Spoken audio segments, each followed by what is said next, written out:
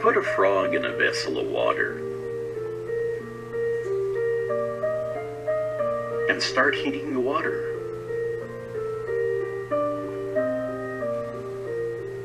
As the temperature of the water rises, the frog is able to adjust its body temperature accordingly.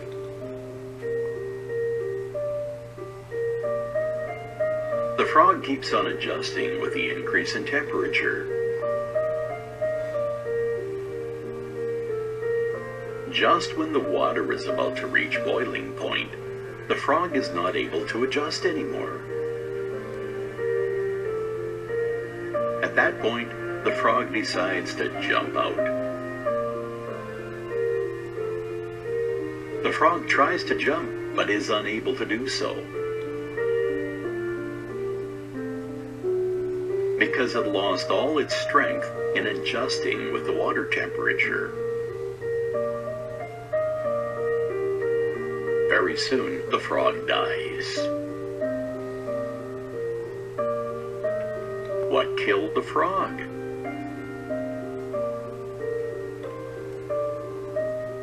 Many of us would say the boiling water.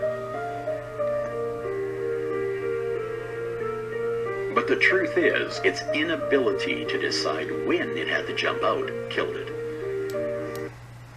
It's the inability to stop before it started, teaching millions to deny rescue breathing from a respiratory emergency patient.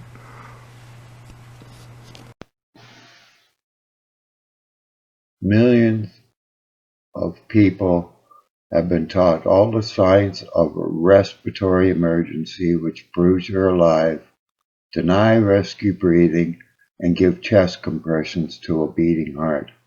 And for some reason, these people are eagerly following orders.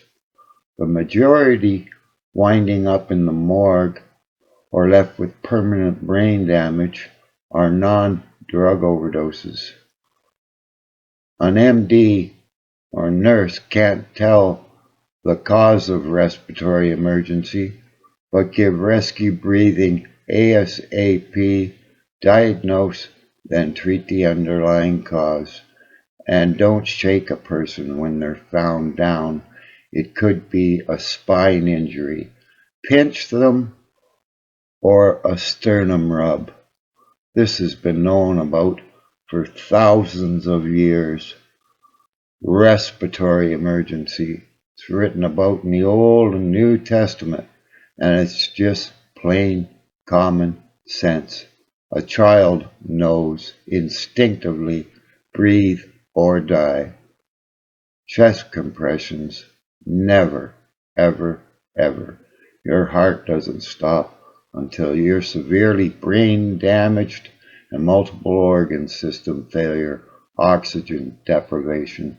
I watch you all make yourselves physically and emotionally ill, denying you're being mass murdered.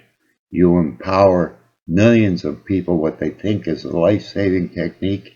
They eagerly follow the doctor's orders. Read the comment box for the medical information. Think.